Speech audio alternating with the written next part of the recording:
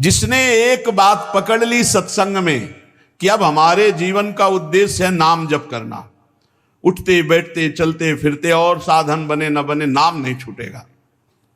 बोले भलो लोक, इस लोक में तुम्हें कभी दरिद्रता नहीं छू सकती, तुम्हें कभी दुख नहीं छू सकता, तुम एक आनंद की स्थिति में आ जाओगे। पर अभी 2-4 माला जपने की बात हम नहीं कहते कि 2-4 माला से स्थिति। सातु दीर्घ काल निरंतर सत्कार सेवितो दृढ़ भूमि, दीर्घ काल तक लंबे समय तक निरंतर आदर सहित नाम जप करो तो स्थिति आ जाएगी दृढ़ भूमि, अध्यात्म की वो स्थिति आ जाएगी जहां दुख सुख का प्रवेश नहीं, हर समय अखंड प्रसन्नता रहती है। इस परम सुंदर भगवान नाम का बल ये है कि लोक में भी सुखी और परलोक में भी सुखी। तो आप कहोगे बड़े बड़े संतों को तुम्हें दिखाई देता है कष्ट है, बिल्कुल कष्ट नहीं है, आपको दिखाई देता है। जैसे अपने लोग उदाहरण में कहते हैं कि श्री रामकृष्ण परमहंस जी के गले में कैंसर था, उनके, ये सब बाहरी बातें हैं। वो जिस आनंद में मगन है तुम्हारी दृष्टि ही नहीं गई, ये सब शरीर के ऊपर है और शरीर जड़ है। अगर चलाने वाला अपने स्वरूप में है और प्रसन्न है तो कीड़ा भी पूरे शरीर में पड़े हो तो भी मुस्कुराहट में अंतर नहीं। तो अगर मन भगवान से विमुख है तो बहुत देव गंधर्व रूप भी हो तो किस काम का, मरोगे तो है ही है, नष्ट तो होएगा शरीर, फिर क्या। फिर समझ लो भलो लोक परलोक तासु जाके बल ललित ललाम को। ललित ललाम भगवान के नाम का जिसके पास बल है वो इस लोक में भी सुखी और शरीर छूटने के बाद निश्चिंत होकर, पहले से बुक है व्यवस्था। ये घबरा कौन रहे मरने से, ये मरने से इसलिए घबरा रहे हैं कि व्यवस्था की है यहां सब, अब शरीर और यहां का सब छूट जाएगा और जहां जाना वहां कोई व्यवस्था नहीं, घबरा रहे हैं। यदि तुम्हारे पास भजन बल है, नाम बल है, तो मुकाम पे पहुंचने के लिए सोच नहीं होगा। तुलसी जग जानियत नामते सोच न कूच मुकाम को। जैसे आपको किसी परदेश में जाना है, किसी भी देश में, बढ़िया आपके पास वहां पहले से गाड़ी बंगला सब व्यवस्था फिट है, आपके पास गाइड है, पास है, हर खान पान की व्यवस्था है रास्ते के लिए, और बढ़िया विमान पे बैठ के जाना, वहां गाड़ी बंगला है। अब बोलो जाने में कोई परेशानी होगी, हर व्यवस्था वहां। नामते सोच न कूच मुकाम को। अब आपके पास नाम रूपी धाम है तो ज्ञान विज्ञान रूपी गाइड है आपके पास, और जब शरीर छूटेगा तो भगवान के धाम में, भगवान की दिव्य लीला में, दिव्यान पहले से बुक हो चुका, पहले से पता चल जाता है हमारा काम हो गया। ये किसी को प्रमाणित नहीं करने की जरूरत होती, अपनी छाती जानती है।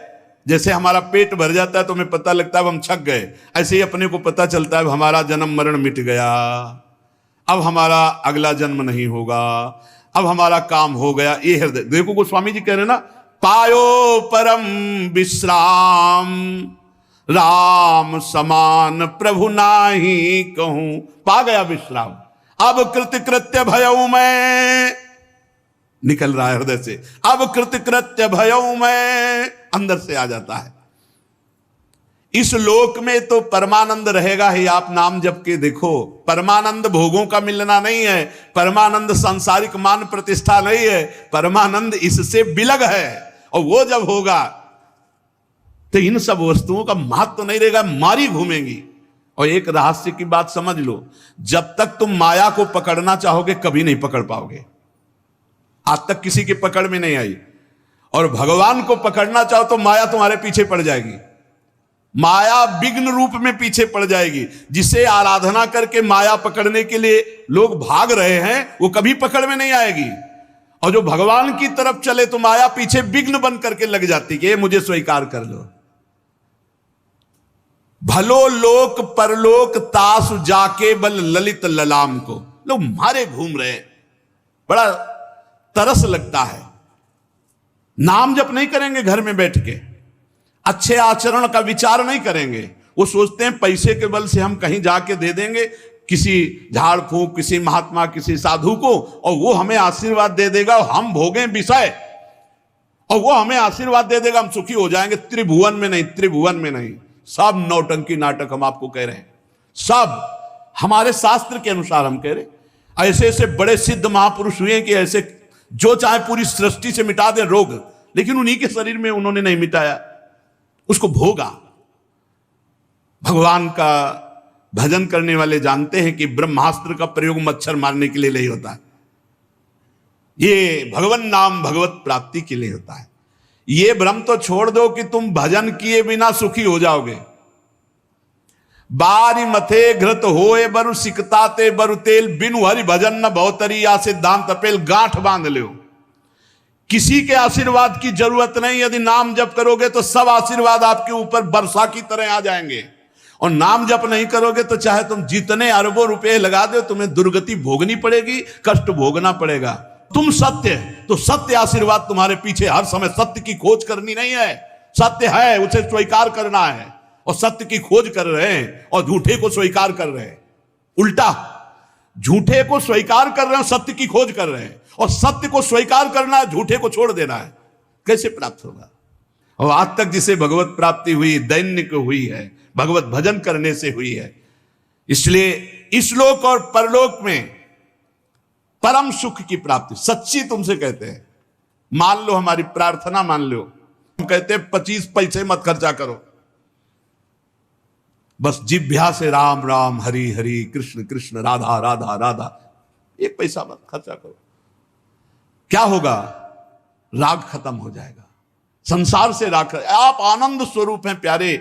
मृत्यु के भय से बचने के लिए एकमात्र उपाय भगवान का आश्रय। आ रही मृत्यु, आ रही, रोज हमारी शाम सुबह रोज हमारी आयु नष्ट होती चली जा रही है। आप क्या समझते हो? आप बड़े हो रहे हो? आप बड़े नहीं हो रहे हो, आप घट रहे हो। जन्म से लेकर, बोले कितने साल? बोले 40 साल। 40 गए और 40 मिनट है कि नहीं पता नहीं प्यारे। और इस 40 मिनट में हम अगर नाम जप कर ले तो हमारा काम बन जाएगा, जन्म जन्म की बिगड़ी बन जाएगी। तुलसी जग जानियत नाम ते सोच न कूच मुकाम को। जिसने इस परम सुंदर महामहिम नाम का आश्रय ले लिया, वो लोक परलोक दोनों में सुखी हो गए। और जब संसार से जाने की बात आती है तो हृदय में आनंद होता है। एक आए थे बड़े धनी मानी पदाधिकारी, उन्होंने अपना परिचय दिया कि अगर हम आपको अपना कमरा दिखाएं तो इतनी वो जो इनाम मिलते हैं भारतीय सरकार से, हाँ टॉफी और मेडल जो भी कहते हैं, वो सब टंगे आपको दिखाई देंगे, और दुनिया की हर सुख सामग्री हमारे पास है, खूब सम्मान प्राप्त हुआ है। पर अब मैं भयभीत हूं। तुमका किस बात से? बोले मरना पड़ेगा इस बात से, मेरी वृद्धावस्था है, अब लगता है मरूंगा मरूंगा तो सब छूट जाएगा, इससे कैसे बचूं? हमका इसी से बचने के लिए तो अध्यात्म है, भगवान का नाम है। देखो कह रहे तुलसी जग जानियत नाम ते सोच न कूच मुकाम को। जब यहां से चलने की बात आती है तो हृदय आनंदित होता है। क्यों होता है? क्योंकि अपना कोई है नहीं, अपना कुछ है नहीं। जो अपने हैं उनके पास हम जा रहे हैं, जहां हमारा सब कुछ वहां हम जा रहे हैं। जैसे परदेश से घर लौटना हो तो आपको बुरा लगेगा क्या? मन उत्साहित होगा, अपने घर जा रहा हूं। वो आपने परदेश को घर मान लिया और घर को परदेश मान लिया, ये बड़ी गलती हो गई। प्रभु को पराया मान लिया और माया को अपना मान लिया। इसलिए यहां से जाने की बात सुन के अच्छे अच्छे के होश खराब हो जाते हैं, मरने की बात सुनकर अच्छे अच्छे के होश खराब हो जाते हैं।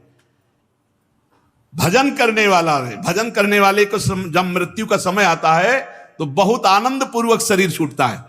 जैसे हाथी के गले से माला टूटे, ऐसे भक्त का शरीर परिवर्तन होता है। पार्थिव शरीर छूटा, भाव देह मिला और भगवान के समीप पहुंच गया। इसलिए जिसके हृदय में विश्वास एक राम नाम को, भगवान के नाम का विश्वास, मानत नहीं परतीति अनत, ऐसोई स्वभाव मन बाम को। विश्वास एक राम नाम को। मेरे जीवन का तो एक ही विश्वास, भगवान नाम, बस नाम से सब हो जाएगा। गोस्वामी जी कह रहे, कई बार सत्संग में कहा है कि ऐसा कोई ना समझे कि और साधनों का ज्ञान नहीं, और साधन जानते नहीं, तो बस वही नाम नाम, हर प्रश्न का उत्तर नाम होगा, अंत तो गत्वान उत्तर नाम ही होगा। तो आप ऐसा समझे, नैष्ठिक ब्रह्मचर्य गायत्री अनुष्ठान गुरु प्रताप से, संन्यास मार्ग के महावाक्य संन्यास, योग मार्ग प्रधान संन्यास होता है, ब्रह्मानुभूति वेदांत के मार्ग का लक्ष्य होता है इसमें, तो सब उसमें मिला होता है। हर शास्त्र ज्ञान जब बैठ करके अंततो गत्वा विश्राम मिला तो नाम, ये सबका सार आया नाम। शनकादि ब्रह्म ज्ञान संपन्न महापुरुष हैं, अंततो गत्वा हरिः शरणम हरिः शरणम हरिः शरणम। जितने भी बड़े महापुरुष हैं सबका अंततो गत्वा विश्राम नाम है, ये बात आप समझ लो। अगर नाम जीवन में नहीं है तो खोखला जीवन मिलेगा। आप देख लेना खोखला जीवन क्या होता है, परमार्थ में खोखला जीवन क्या होता है। कैसे हम समझे कि हमारा जीवन खोखला हो रहा है? अंदर का चिंतन खत्म, भगवत चिंतन, आंतरिक चिंतन रहित। अगर आंतरिक चिंतन सहित है तो कोई निषेध नहीं, अगर आंतरिक चिंतन गया और बाह्य चिंतन, बस फंसा लिया माया ने। अंतिम बात कीर्ति में फंसा के गिरा लिया। बोले मानत नहीं प्रतीति अनत ऐसो ही स्वभाव मन बाम को। ये मेरा कुटिल मन कुछ ऐसा स्वभाव है इसका कि ये कहीं भी विश्वास नहीं करता, चाहे जितना अच्छे से समझाओ। हम आपको सही कहते हैं, बहुत नाटकी मन है, इसको नाटक पे विश्वास है। प्रहलाद जी इस बात के प्रमाण हैं, बड़े बड़े संत इस बात के प्रमाण हैं कि भगवान नाम के जप के प्रभाव से सदा सदा के लिए दुखों को परास्त कर दिया, पर जीव मान नहीं रहा। गोस्वामी जी के विश्वास नहीं हो रहा। मानत नहीं प्रतीति अनत ऐसो ही स्वभाव मन बाम को। जो चाहिए आपको। एक बालक 5 वर्ष की अवस्था है, श्रीमद् भागवत महापुराण। महाराज मनु शतरूपा का आपने महिमा सुनी। उनके 2 पुत्र थे, उत्तानपाद, प्रिव्रत। उत्तानपाद छोटे, प्रिव्रत बड़े थे। उत्तानपाद महाराज के 2 पत्नियां थी, सुनीति और सुरुचि। छोटी वाली पत्नी बहुत सुंदर, तो राजा की बहुत प्रिय थी। उत्तानपाद राजा की बड़ी प्रिय रानी थी सुरुचि, और जो सुनीति थी वो बड़ी रानी थी और बहुत धर्मज्ञ थी। सुरुचि मानो नाम का पूरा प्रभाव स्वभाव पे पड़ गया। अपनी रुचि के अनुसार हो तो ठीक है, रुचि के प्रतिकूल हो तो बर्दाश्त नहीं, ऐसी छोटी रानी। और सुनीति वो रुचि के अनुसार नहीं, वो नीति के अनुसार चलती थी। हमारी रुचि क्या है? अभी अच्छी रुचि है, फिर गलत रुचि हो सकती है, लेकिन शास्त्र क्या कहता है, गुरुवाणी क्या कहती है, हमको उसके अनुसार, सुनीति, गुरु के वचन के अनुसार, नीति के अनुसार चलना। तो जो सुनीति से चलता है उसके ध्रुव प्रकट होते हैं। वैसे सुनीति से चलने वाले अरबों में कोई एक होंगे, और रुचि से चलने वाले, सुरुचि से चलने वाले सब हैं। और राजा को रुचि प्रिय थी, सुरुचि। उत्तानपाद हम सब हैं, पैदा ऐसे ही हुए हैं। 2 हैं, अंदर आओ। सुमति कुमति सब के उर राही। सुमति सुनीति, और जब रुचि के अनुसार चला जाता है तो कुमति बढ़ जाती है, और कुमति अमंगल कारिणी होती है, और सुमति संपत्ति और सुख प्रदान करने वाली होती है। सुमति सुनीति, कुमति सुरुचि, अपनी रुचि के अनुसार चलना। अपनी रुचि के अनुसार थोड़ी चला जाता है, शास्त्र और गुरु की वाणी के अनुसार चला जाता है। यद्यपि राजा को सुनीति जैसी महामहिम रानी प्राप्त थी, पर वो प्यार करते थे सुरुचि को। राजा कौन है? ये जीव। ये जीव रुचि के अनुकूल चलता है। जैसी मन बुद्धि रुचि दे रहे हैं उसी की सलाह में भटकता चला जाता है। और जो सुनीति बुद्धि होती है वो भटकने नहीं देती, नहीं ये गलत है, नहीं होगा, ये शास्त्र विरुद्ध है, ये धर्म विरुद्ध है। राजा को सुरुचि अधिक प्रिय थी। सुनीति जी के पुत्र हुए ध्रुव जी, पर सुनीति को राजा प्यार वैसा नहीं करते थे। एक दिन राजा उत्तानपाद सुरुचि के पुत्र उत्तम को गोद में बैठाकर प्यार कर रहे थे।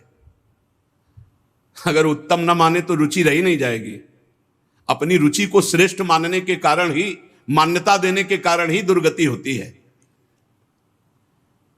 वो उत्तम को दुलार कर रहे थे तो ध्रुव जी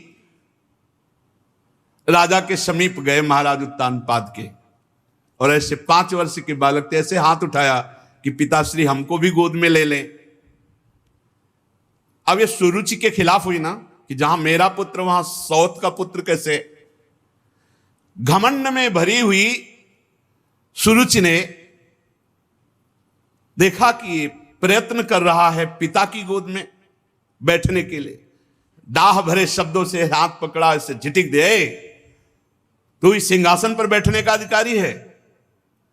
हां माना तू महाराज का बेटा है तो क्या हुआ, लेकिन मेरी कोख से तो नहीं पैदा हुआ ना, सौत की कोख से पैदा हुआ है। तो अभी नादान है, तुझे पता नहीं कि सिंहासन पर बैठने के लिए मेरी कोख से पैदा हुए पुत्र का ही अधिकार होगा। ये दुर्लभ इच्छा तेरी पूर्ति होने वाली कभी नहीं। और झिटिक दिया ध्रुव को। एक बात सुरुचि के मुख से बहुत अच्छी निकल गई। तपसा आराध्य पुरुषम तस्यैवानुग्रहेण में गर्भे त्वं साधयात्मानम यदिच्छसि नृपासनम।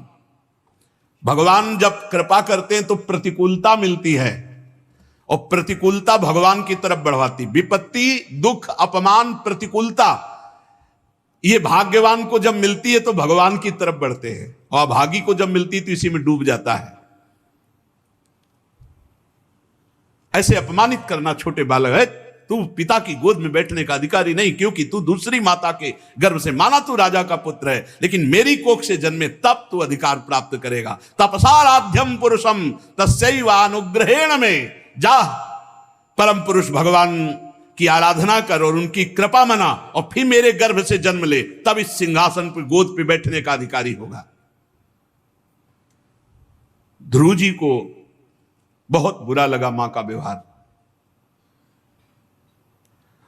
अंदर अब बालक हैं, कुछ कह नहीं सकते, रो दिया, और बहुत ही हृदय में कष्ट हुआ कि ऐसा कैसे, मेरे भी पिता हैं, मेरी भी मां तो इनकी रानी है।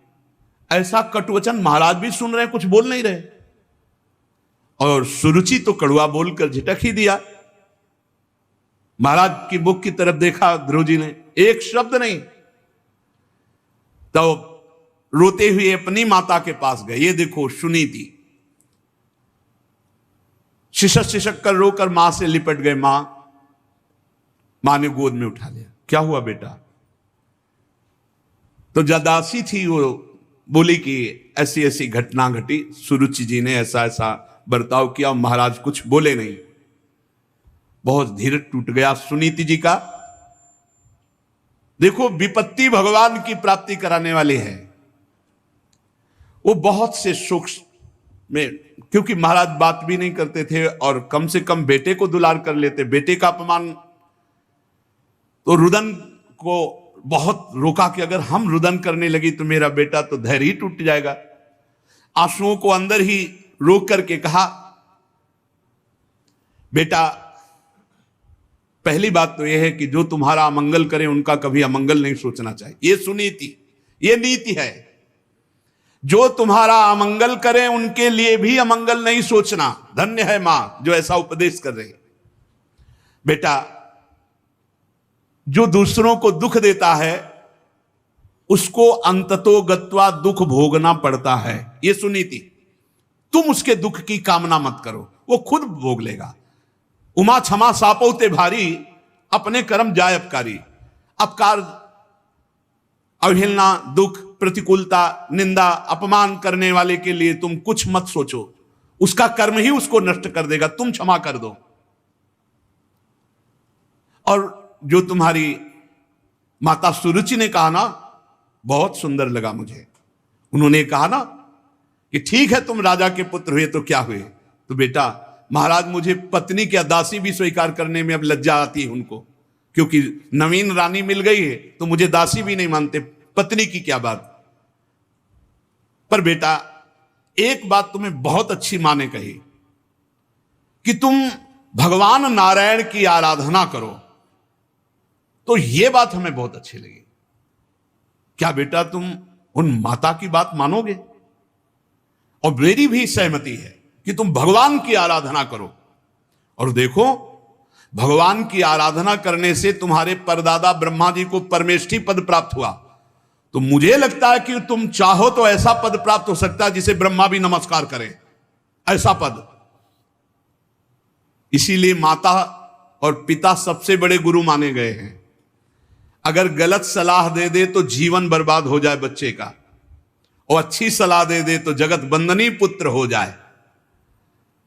गांव में एक सुल्ताना डाकू की नौटंकी देखी थी जब स्कूल में पढ़ते थे, तो उसमें जब उसको पकड़ करके आखिरी में फांसी की सजा दी गई तो उससे पूछा गया कि तुम्हारी अंतिम कोई इच्छा है, तो उन्होंने कहा मेरी मां को मुझे मिला दो। तो अंतिम इच्छा पूर्ति करने के लिए मां को मिलाया गया, तो मानो गले लग रहा हो ऐसा दिखाई दिया और नाक काट ली अपने दांत से अपनी मां की।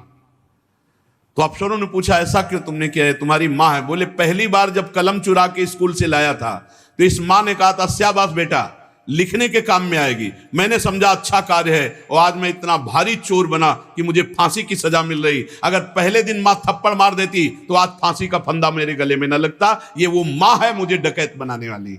मां प्रथम गुरु है, इसीलिए बहुत संभल कर आचरण करना चाहिए बच्चों के सामने, बहुत संभल कर जबान खोलनी चाहिए, ऐसा व्यवहार ऐसा बर्ताव जिससे उनके संस्कार गलत ना होने पावे।